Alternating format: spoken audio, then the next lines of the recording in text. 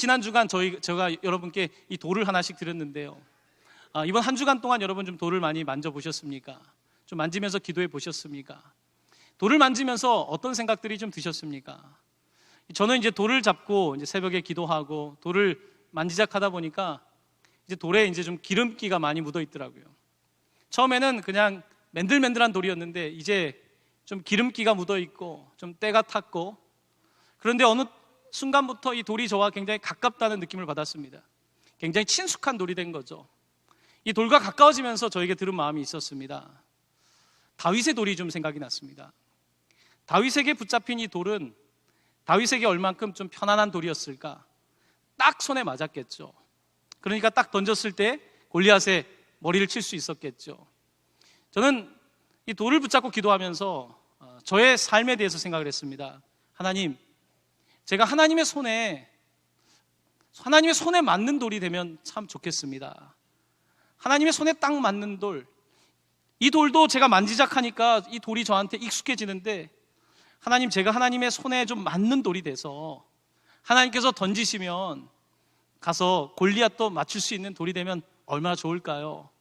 사실 저는 이번 한 주간 그 기도 제목이 제 안에 계속해서 있었습니다. 여러분은 좀 어떠셨습니까? 제가 지난주에 여러분들께 우리 돌밭에 대한 말씀을 드렸는데요, 돌을 만지면서 좀 내가 좀 돌밭 같다는 생각을 하셨습니까? 이것들을 좀 제거하고 옥토가 되면 참 좋을 텐데, 옥토가 돼서 이제 좋은 땅이 돼서 말씀을 듣는 것만이 아니라 이제 뿌리를 좀 깊이 내려서 좀 열매 맺는 삶을 살고 싶다, 이런 생각들은 하나님께서 그런 말씀들을 여러분에게 주시지는 않았습니까? 돌은 우리에게 참 많은 의미를 던져주는 돌인 것 같습니다. 또 이제 기도하는 가운데 가늠하다 잡힌 여인이 생각이 났습니다. 가늠하다 잡힌 여인에게 돌을 던지려고 모여들었던 사람들이 생각이 났습니다. 그 여인을 향해서 사람들이 분노의 돌을 던지려고 하는데, 어떤 돌은 이렇게 사람을 죽이는 돌이 되고, 어떤 돌은 골리앗을 넘어뜨리는 생명의 돌이 되고, 어떤 돌은 길거리의 돌이지만 하나님께 붙잡혔을 때 호산나를 외치는 찬송의 돌이 되고, 어떤 돌은 성전의 돌이 되기도 하고, 이 돌이라고 하는 것이 제각기 상당히 다른 목적으로 쓰인다는 것을 보게 되었습니다. 여러분, 이 돌의 이야기가 지난주로 끝나는 건 아닙니다. 오늘도 또 돌 이야기를 하려고 합니다. 오늘은 돌 무덤 이야기입니다. 예수님이 십자가에 달려 돌아가시고 예수님께서 묻혀 있었던 무덤은 돌 무덤이었다고 하죠. 돌 무덤은 어떻게 생겼는지 여러분 잘 아실 겁니다. 바위를 깎아서 동굴을 만들어 놓고 그 동굴을 돌로 막은, 그것이 바로 예수님 당시의 무덤이었습니다. 동굴을 어떻게 만들었을까? 우리가 생각하는 그런 바위를 깎아 만든 것이 아니라, 그 이스라엘에 있는 그 지형은 이걸 긁으면 긁어질 만큼, 이제 어떻게 보면 석회 같은 거죠. 긁어서 파서 공간을 만들어서 사람을 안장시킬 작은 동굴을 만들고, 그 동굴을 막는 거대한 돌을 세워서 그 무덤을 만들었던 것을 보게 됩니다. 예수님 앞에 커다란 돌이 있었습니다. 이 돌은 생명을 막는 돌이었습니다. 이것은 냄새 나지 않도록 부패를 퍼져나가지 않게 하는 돌이었습니다. 그런데 이 돌이 주님을 막고 있는데, 이 돌이 주님을 막을 수가 없었던 거예요. 이 돌은 지금까지 모든 죽음을 막을 수 있는 돌이었는데, 모든 생명을 막는 돌이었는데, 이 돌이 막을 수 없는 분이 있었던 겁니다. 바로 그것이 오늘 우리가 본문에 읽은 주인공 예수 그리스도에 관한 이야기입니다. 예수 그리스도께서 3일 만에 부활하신 것입니다. 안식 후 첫날, 예수님께서 돌아가신 후에 이제 오후 3시쯤 돌아가다 보니까 금요일 해가 지면 안식일이 시작되니까, 이 안식일 날 시체를 만지면 부정을 타기 때문에 이 사람들이 급하게 시체를 정리해서 이제 무덤에 넣은 겁니다. 그러다 보니까 여인들이 그것을 알고 예수님의 몸을 제대로 장사를 지내주기 위해서 향품을 가지고 안식일이 끝난 새벽, 바로 오늘 아침에 예수님의 시체를 이제 잘 수습하기 위해서 갔다가 이제 무덤이 빈 것을 보게 된 겁니다. 돌이 굴러져 있고 그 안에 여러분 옆에 보시는 것처럼 마치 세마포만 하나 놓여 있는데, 그때 여인들은 당황하고 두려워했습니다. 그때 천사들이 이 여인들에게 이렇게 말씀하십니다. 누가복음 24장 5절 6절입니다. 어찌하여 살아있는 자를 죽은 자 가운데서 찾느냐? 여기 계시지 않고 살아나셨느니라. 아멘. 예수님은 무덤과 어울리는 분이 아닙니다. 예수님은 죽음과 어울리는 분이 아닙니다. 왜냐하면 그는 생명이기 때문입니다. 예수님은 어둠과 어울리는 분이 아닙니다. 왜냐하면 그는 빛이시기 때문입니다. 어둠이, 죽음이 그를 막았습니다. 돌이 그를 막았지만 이 돌이 주님을 막을 수 없었던 것입니다. 왜냐하면 그가 생명 자체이기 때문에. 그 생명을 받는 누구나 영생을 얻는다고 말씀하셨는데 그 생명을 멈출 수 있는 권세는 누구도 가지지 못했습니다. 로마의 권력도, 종교의 권력도, 하늘의 권세도, 세상의 그 어떠한 권세도 권력도 우리 주님의 생명을 막을 수 없었던 것입니다. 그래서 3일 만에 예수님께서는 부활하시고 부활이요 생명이라고 말씀하신 그 말씀을 확증하신 것입니다. 이렇게 기독교는 생명의 부활의 믿음이고 신앙인 것입니다. 우리는 예수를 믿고 우리도 부활과 생명을 경험하게 되는 것입니다. 우리의 인생이 어떻습니까? 때때로 우리의 인생에도 이 돌이 우리 인생을 막고 있을 때가 있지 않습니까? 내가 원치 않는 삶 속에 돌이 내 앞을 딱 가로막는 것처럼 어떨 때는 돌이 내 가슴을 막고 있고 그래서 질식할 것 같이 어둠과 희망이 없는 삶을 살아가는 우리 인생의 때가 있지 않습니까? 예수님은 이와 같은 우리의 인생들을 위해서 이 땅에 오셔서 죽으시고 부활하신 것입니다. 수년 전에 저희 둘째 아이가 이제 유치원을 다닐 때 이야기입니다. 그때 이제 목욕탕에서 우리 아이가 목욕을 하는데 그 문 손잡이가 굉장히 헐거웠습니다. 이제 잘못 잠그면 못 나오는 사태가 벌어진다는 알고 있어서 누구도 문을 잠그지 않았는데 우리 둘째 녀석이 목욕하러 들어가서 문을 잠그고 목욕을 한 겁니다. 이제 목욕을 다 하고 나오려고 하는데 문이 열리지 않는 겁니다. 이제 문이 열리지 않자 아이가 당황했고 안에서 문 열어달라고 막 소리를 지르는데 아이는 울고 엄마는 울진 않더라고요. 엄마는 울진 않고 어떡하지 하면서 이제 열쇠 집에 전화를 하고 거의 1시간이 걸린 것 같습니다. 1시간 만에 이제 열쇠 하시는 분이 오셔서 문을 여는데 우리 아들을 막고 있던 이 문이 열리면서 우리 아들이 맨몸으로 부활의 몸으로 딱 나타나더라고요. 저는 그때의 모습을 지금도 머릿속에 담고 있습니다. 참 이 문이 별거 아닌데 닫히니까 열 방법이 없더라고요. 전문가가 아니면 열 방법이 없는 거예요. 여러분, 우리의 인생도 그런 것 같습니다. 어떨 때는 별거 아닌 것 같은데 안 열릴 때가 있지 않습니까? 내 힘으로 아무리 열려고 해도 안 열리고 돌 무덤에 있는 문을 굴리려고 하는데 아무리 해도 굴러가지 않고 이와 같은 우리가 인생의 때를 경험할 때가 있습니다. 바로 그때가 부활을 기다릴 때이겠죠. 바로 그때가 신앙에 대하여 생각할 때고 하나님에 대해서 생각할 때이겠지요. 지난 한 주간 저에게는 아주 뜻깊은 신방 하나가 있었습니다. 3월 13일이었습니다. 이날 신방을 하게 된 성도님은 굉장히 특별한 신방이었는데요. 우리 동강교회 본 성전을 다니시는 성도님이 아니라 실로암 교육문화센터 홈레스인 분들을 위해서 동강교회가 시작한 거주시설입니다. 이곳에 계신 성도님이 이제 잘 재활을 하고 직장을 얻어서 이제 자격을 얻게 돼서 정부가 지원해주는 LH에서 주는 이제 집을 하나 얻어서 반지하방을 얻어서 첫 번째로 이제 공동생활에서 개인 생활을 하게 되면서 감사해서 초대해서 드리는 예배였습니다. 근데 놀라운 것은 3월 13일 신방이 잡혀 있는데 너무 공교롭게도 3월 13일은 그가 2014년도 이곳에 와서 세례를 받았다는 그 날이라는 것입니다.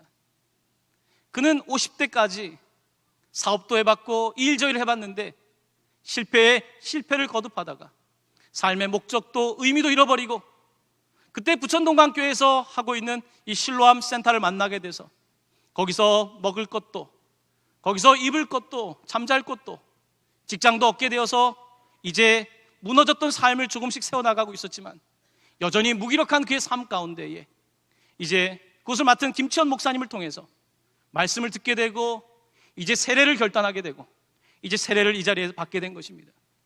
세례를 받은 후에 그의 삶에 놀라운 일이 벌어지기 시작했다는 겁니다. 자신의 삶은 너무나 180도 달라졌다는 거예요. 특별히 그의 삶을 변화시킨 사건이 있었는데 그것은 부천동강교회가 네팔에 평신도를 보내는 목요일 떨기나무 예배 때 이 파송 예배를 드리는데 이 실로암 성전에 있는 분들이 함께 오셔서 파송을 위하여 중보 기도팀이 생겨나서 함께 기도를 했는데 그날 그는 인생에서 너무나 뜨거운 눈물을 흘렸다는 거예요. 그때 느꼈던 것이 저렇게 어떤 사람들은 누군가를 위하여 인생을 살아가는데 나는 지금까지 어떤 인생을 살았나, 그러면서 나도 지금부터라도 정말로 하나님께서 쓰실 수 있는 사람이 되겠다고 하는 그와 같은 마음이 들기 시작했다는 거예요. 그러면서 지금까지 매달 상동성전 실로암 센터에서는 부천동강교회 네팔 선교 헌금이 들어옵니다. 바로 그분이 드리는 헌금입니다. 지금까지 계속해서 네팔 선교 헌금을 드리며 자기가 받는 수입이 너무 적지만 그것을 드리며 그는 다른 사람을 돕는 것이, 다른 사람을 위해 내가 쓰임받는 것이 너무 기쁘다고 하면서 그는 지난 상동성전에 있으면서 실로암 센터에 있으면서 이제 요양보호사 자격증을 딴 거예요. 이왕이면 좀 어려운 사람들을 도우면서 일을 하고 싶다고 해서 그때 수업료가 부족한데 동강교회 어떤 성도님이 무명으로 그것을 장학금을 주셔서 그것을 공부하고 지금은 사회복지를 공부해서 나는 누군가를 돕는 인생을 살겠다, 지금 하고 있는 일도 있지만 누군가를 돕는 삶을 살겠다고 고백하면서 누군가를 도울 수 있는 내 인생이 된 것이 바로 목사님이 설교하시는 born again, 다시 태어남의 일이 아닐까, 이런 간증을 저에게 전해주었습니다. 간증 가운데 그가 몇 달 전에 이제 당 때문에 응급실에 갔던 이야기를 해줬습니다. 그날 그가 당이 900이 넘게 올라갔답니다. 이제 완전히 당 쇼크가 오고 죽음 문턱까지 간 거죠. 근데 놀랍게도 4개월 만에 처음에 이제 인슐린을 하루에 4번씩 맞고 그랬던 분이 이게 당이 그냥 평균 보통으로 그냥 돌아온 거예요. 여러분, 당이라고 하는 것이 그렇게 안 되는 거 아시지 않습니까? 이제 이분의 케이스가 의사 선생님들 컨퍼런스에 올라갔대요. 어떻게 이렇게 좋아졌는지 이야기가 있는데 이제 그날 컨퍼런스를 주재하는 슈퍼바이저 의사 선생님이 의사들이 있는 곳에서 의사도 환자를 잘 만나야 된다고. 무슨 뜻입니까? 의학적으로 된 것이 아니라 이거는 예외적인 상황이라는 것입니다. 예외적인 은혜를 받아서 그가 지금은 건강하게 직업 활동도 하고 그가 너무 고마워서 실로암 그곳에 있는 자기 뒤에 돌아와서 재활을 하고 있는 분들에게 도움이 되려고 물질적인 후원을 하고 있다는 이야기를 전해 들으면서 이것이 부활의 소식이구나. 저는 3월 13일 그가 세례받은 날, 그날 알람이 울립니다. 그는 자신이 세례받은 날을 알람을 맞춰놓고 이 날이 내가 다시 태어난 날이다, 이날 내가 다시 태어났고 이제는 그냥 나를 위한 인생이 아니라 정말 주님을 위하고 다른 사람을 위한 삶을 살겠다고 하면서 치료자가 될 뿐만 아니라 회복자가 될 뿐만 아니라 남도 치유하는 사람이 되겠다는 그의 놀라운 간증을 들으면서 바로 이것이 부활의 능력이라는 것을 경험하게 되었습니다. 사랑하는 성도 여러분, 우리의 인생이 돌문에 막혀 있을 수 있습니다. 때때로 우리가 영적으로 돌에 막혀 있을 수도 있고요, 심리적인 돌에 막혀서 질식할 것 같은 때가 있습니다. 이와 같은 때에 무엇이 우리를 구원하겠습니까?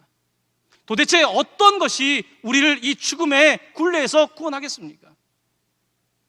오늘 이 성도님은 바로 예수 그리스도께서, 주님께서 이 돌문을 굴려주시고 주님께서 나를 구원해 주셔서 내가 이제 쓸모있는 인생이 되었습니다, 이렇게 고백하는 것입니다.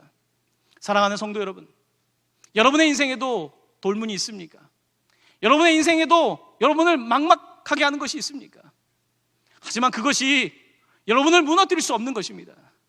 왜냐하면 우리가 예수를 주로 받을 때에 우리가 상상하지 못했던 일이 일어나기 때문입니다. 이 성도님은 여전히 부채가 많습니다. 여전히 목사님, 저는 갚아야 될 빚이 너무 많습니다. 하지만 저는 더 이상 가난하지 않습니다. 목사님, 저는 더 이상 가난하지 않습니다. 매달 갚아야 되는 돈이 있지만 저는 쪼들리지가 않고요. 저는 왜 마음이 편한지 모르겠습니다. 그는 영적으로 부유한 사람이 된 것입니다. 세상에 누구도 빼앗아갈 수 없는 영적인 부유함을 누리고 있는 그의 삶은 이제 부활의 삶이 되고 있는 것입니다. 사랑하는 성도 여러분, 오늘은 부활절입니다. 죽음의 돌을 굴려주신 날입니다.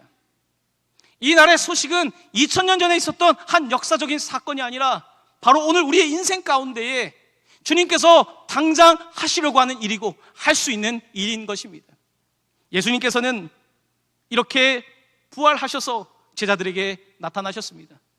제자들에게 나타나서 부활을 본 것으로 끝나지 말고 그 부활을 증거해라, 그 부활을 도시에 전해라 라고 명령하고 있는 것입니다.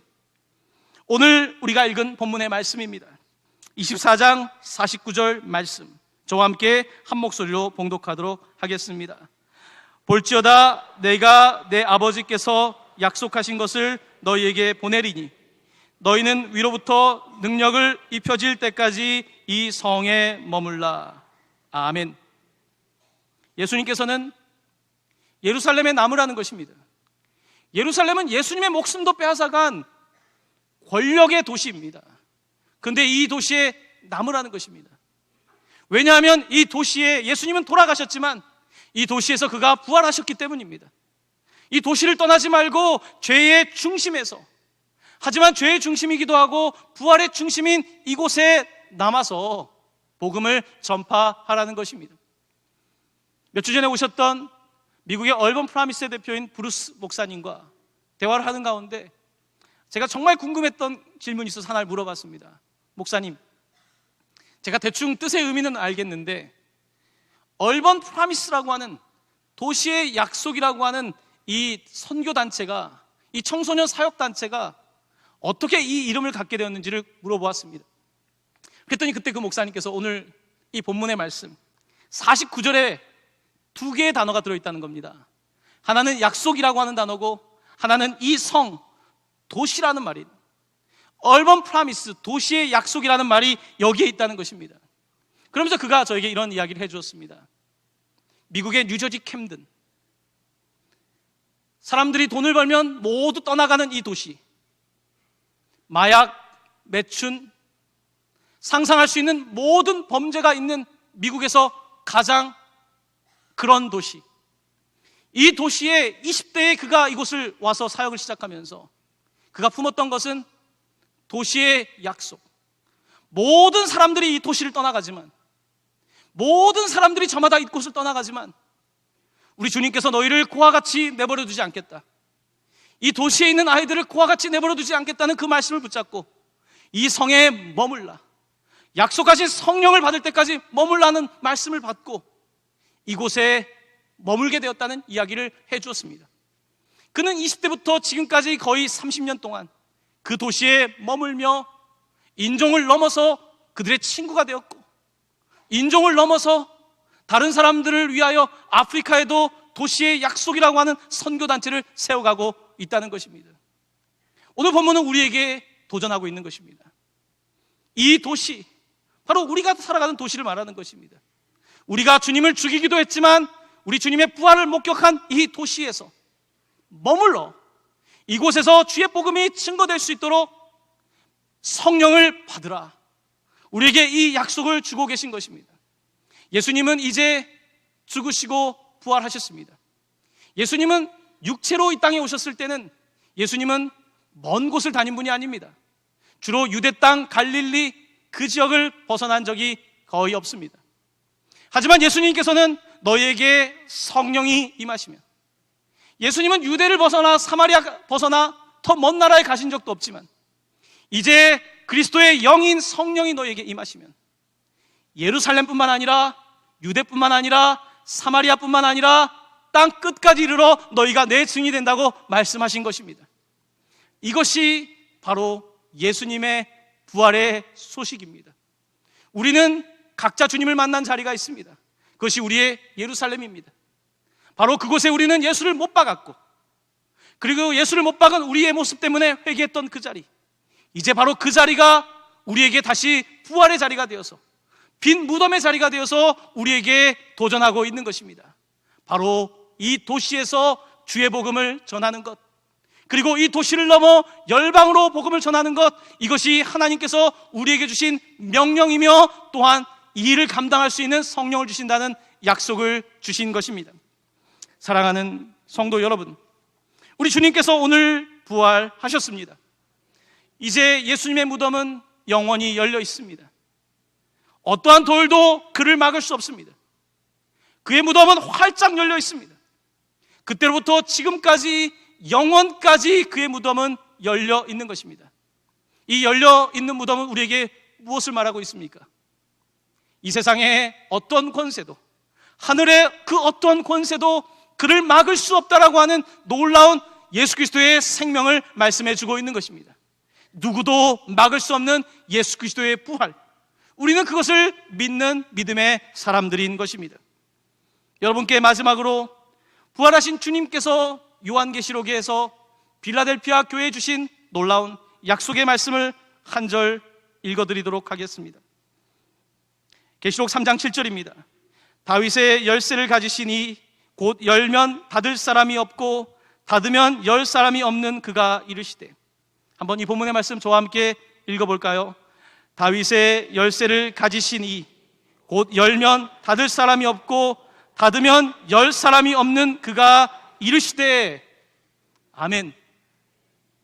그가 열면 닫을 사람이 없고 닫으면 열 사람이 없는 다윗의 열쇠, 누구도 갖지 못한 다윗의 열쇠를 가지신 이가 이르시되. 그 다음 구절이 궁금하십니까? 3장 8절 말씀입니다. 저와 함께 한 목소리로 봉독합니다. 내가 내 앞에 열린 문을 두었으되 능히 닫을 사람이 없으리라. 아멘. 다시 한번 봉독할까요? 내가 내 앞에 열린 문을 두었으되 능히 닫을 사람이 없으리라. 아멘. 부활하신 주님께서 여러분의 인생에, 우리의 자손들의 인생에, 예수를 주로 고백하는 모든 인생에게 닫으면 열 수 없고 열면 닫을 수 없는 다윗의 열쇠를 가지신 이가 이르시되 열린 문을 놓아두셨다는 것입니다. 생명의 문, 누구도 막을 수 없는 문을 열어두셨으니 그 문을 이제 경험할 뿐만 아니라 우리도 누군가에게 가서 돌무덤으로 막혀있는 그들의 인생에 돌을 굴리고 그들에게 다가가서 생명이 있다, 무기력함 속에서 벗어날 길이 있다, 누구나 예수를 주로 고백할 때에 바로 그 생명을 맛볼 수 있다, 이것을 증언하는 것이 바로 부활을 경험한 우리들의 사명인 것입니다. 사랑하는 성도 여러분, 오늘은 부활의 이제 아침이 지나 점심이 되었습니다. 이 기쁜 날, 부활의 열린 문의 기쁜 소식이 여러분과 여러분의 가정과 여러분의 삶의 거처에 함께 하시기를 예수님의 이름으로 간절히 축원합니다. 아멘.